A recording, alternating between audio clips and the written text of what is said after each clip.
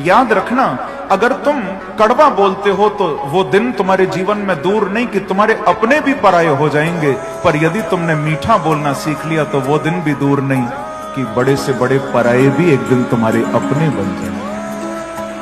तो वाणी का बड़ा हमारे जीवन में खेल है, शब्दों को संभालो। माधव, कभी लगता था जिंदगी में कुछ पाया ही नहीं, अब आपको पाकर लगता है और कुछ पाना बाकी रहा ही नहीं। कि कृष्ण उठत कृष्ण चलत कृष्ण मन विभोर है, कि कृष्ण बुद्धि कृष्ण चित्त कृष्ण मन विभोर है, कि कृष्ण रात्रि कृष्ण दिवस कृष्ण स्वप्न शयन है, कि कृष्ण काल कृष्ण कला कृष्ण मास अयन है, कि कृष्ण शब्द कृष्ण भाग्य कृष्ण ही परमार्थ है, कि कृष्ण कर्म कृष्ण भाग्य कृष्ण ही पुरुषार्थ है, कि कृष्ण स्नेह कृष्ण राग कृष्ण ही अनुराग है, कि कृष्ण कली कृष्ण कुसुम कृष्ण ही पराग है, कृष्ण भोग कृष्ण त्याग कृष्ण तत्व ज्ञान है, कि कृष्ण भक्ति कृष्ण प्रेम कृष्ण ही विज्ञान है, कि कृष्ण स्वर्ग कृष्ण मोक्ष कृष्ण परम साध्य है, कि कृष्ण स्वर्ग कृष्ण मोक्ष कृष्ण परम साध्य है, और कृष्ण जीव कृष्ण ब्रह्मा कृष्ण ही आराध्य है, कि कृष्ण जीव कृष्ण ब्रह्मा कृष्ण ही आराध्य है। राधे राधे। ठाकुर जी कहते हैं मैं सुंदर श्रृंगार इसीलिए करके खड़ा होता हूं ताकि व्यक्ति मेरे चरण देखे ही नहीं पावे, मेरे मुंह पे ही अटक जाए। क्यों?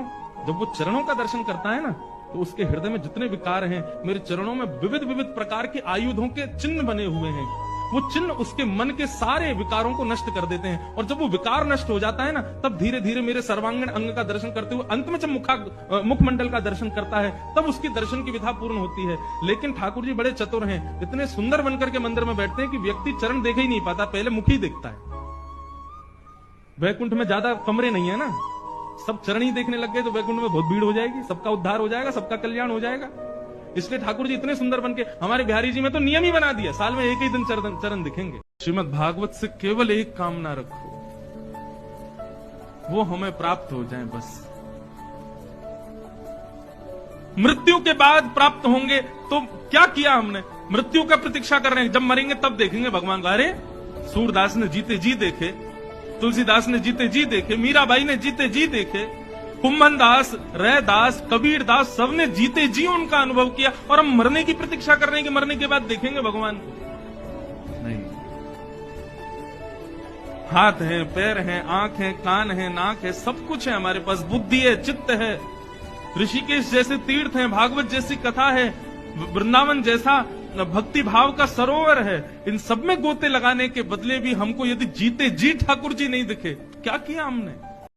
प्रेम संसार का सबसे पवित्र बंधन है, पर सच पूछो तो ये बंधन से मुक्ति है, स्वतंत्रता है। समझाता, यदि कोई आपका प्रेम ठुकरा दे, यदि कोई आपका प्रेम समझ ही ना पाए, तो क्या होगा? कुछ उदास हो जाएंगे, कुछ छल करके प्रेम पाना चाहेंगे, तो कुछ बलपूर्वक प्रेम पर अधिकार करना चाहेंगे।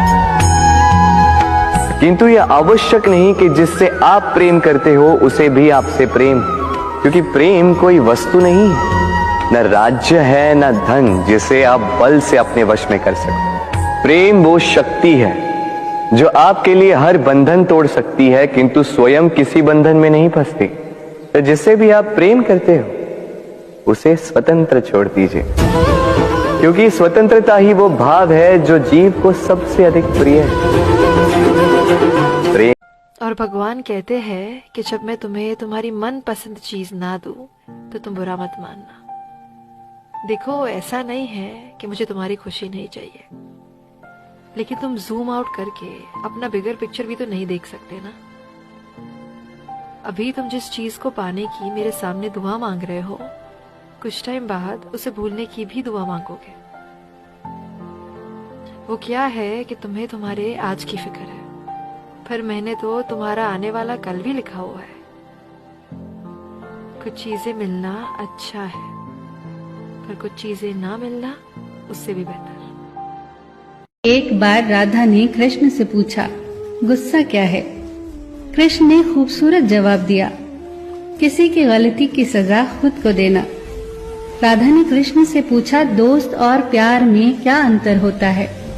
कृष्णा ने मुस्कुराकर कहा, प्यार सोना है और दोस्त हीरा। सोना टूटकर दोबारा बन सकता है मगर हीरा नहीं। राधा ने पूछा, मैं कहाँ कहाँ हूँ? कृष्णा ने कहा, मेरे दिल में, मेरी सांसों में, मेरी धड़कन में, मेरे तन मन में, तुम हर जगह हो राधे। राधा ने फिर पूछा, तो फिर मैं कहाँ नहीं हूँ? कृष्णा ने कहा, मेरी किस्मत में। राधा ने फिर कृष्णा से पूछा, प्यार का असली मतलब क्या होता है? कृष्णा ने हंसकर कहा, जहाँ मतलब होता है वहाँ प्यार कहाँ होता है?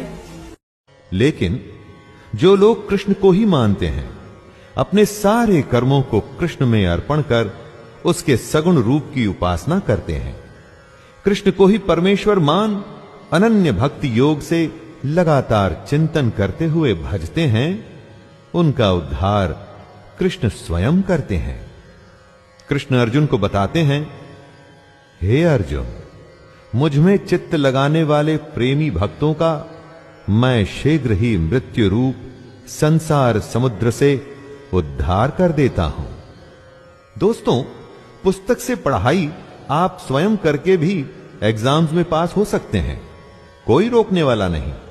लेकिन अध्यापक उस पढ़ाई को आसान कर देता है, आपके साथ वो आपका मार्गदर्शन करते हुए चलता है। प्रॉब्लम होने पर आप उस टीचर से पूछ सकते हैं। वैसा ही कृष्ण के सगुण रूप की पूजा है। वैकुंठ में नहीं निवास मेरा, ना योगी हृदय में आता हूँ। मेरे भक्त जहां मेरा गान करे, मैं स्वयं को वहां पाता हूँ। प्रेमी खातिर कुछ भी करता, मेरे भक्त मेरी दुर्बलता है। उस पर यदि आए आंच कोई, तब विधि विधान भी हिलता है। मैं काल परे कल्पना परे, मन बुद्धि में नहीं आता हूँ। ब्रह्मांड अखिल में ना सिमटूं, पर भक्त हृदय में समाता हूँ। मेरे सखा मेरी अब बात सुनो, मेरे सखा मेरी अब बात सुनो, तुम्हें दिव्य चक्षु पहुंचाता हूँ। है आज उठी एक मौज अजब, निज रूप विराट दिखाता हूँ। सब छोड़ वहम और देख स्वयं। वृंदावन में कृष्ण जी नंगे पांव चलते हैं, तो माता यशोदा कहती हैं, कन्हैया इतनी धूप पड़ रही है, जूते पहनकर चलो या खड़ाऊ पहन लो। भगवान कृष्ण कहते हैं, मैया आप जानती नहीं हैं, जब मैं वृंदावन में चलता हूँ तो हजारों भक्तों की आंखें बिछी होती हैं और हजारों भक्तों के दिल बिछे हुए होते हैं। उन पर भला जूते या खड़ाऊ पहनकर मैं कैसे चल सकता हूँ? भगवान कृष्ण को सबसे प्रिय नाम राधा है, इसलिए बोलते रहिए राधे राधे। भगवान श्री कृष्ण पहले ही बता दिए थे कलयुग के 5 ऐसे सत्य। भगवान श्री कृष्ण ने 5 पांडवों को जंगल में भेजा, और जब 5 पांडव लौटे तब श्री कृष्ण ने पूछा, तुमने जंगल में क्या देखा? युधिष्ठिर ने कहा, मैंने 2 सूंड वाला हाथी देखा। तब श्री कृष्ण ने कहा, कलयुग में ऐसे लोग राज करेंगे जो दोनों ओर से शोषण करेंगे, कहेंगे कुछ और, करेंगे कुछ और। अर्जुन ने कहा, मैंने एक पक्षी देखा जिसके पंख पर वेद लिखे थे, लेकिन वह मांस खा रहे थे। तब श्री कृष्ण ने कहा, कलयुग में ऐसे ही लोग रहेंगे जो बड़े ज्ञानी कहलाएंगे, लेकिन उनका आचरण राक्षसों जैसा होगा। भीम ने कहा, मैंने देखा कि एक गाय अपने बछड़े को इतना चाटती है कि बछड़ा लहूलुहान हो जाता है।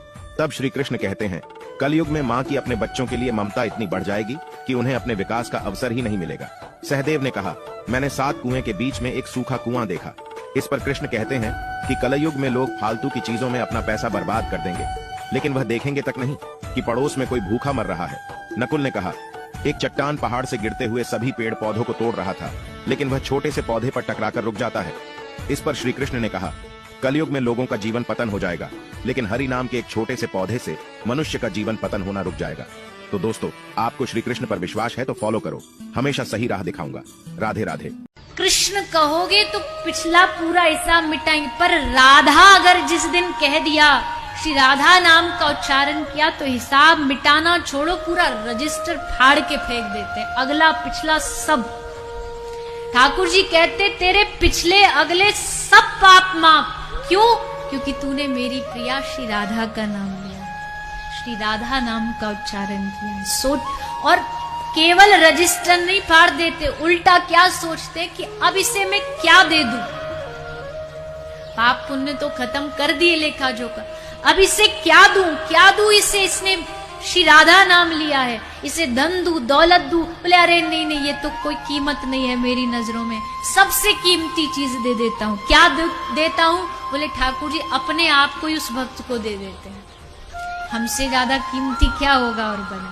तो जो राधा नाम लिया, बोले उसको अपने आप को ही दे दिया, जा आज से हम तेरे, तू जैसे नचाएगा हम वैसे नाचेंगे। जगत को नचाने वाले कृष्ण हैं और कृष्ण को नचाने वाली हमारी बरसाने वाली श्री राधा रानी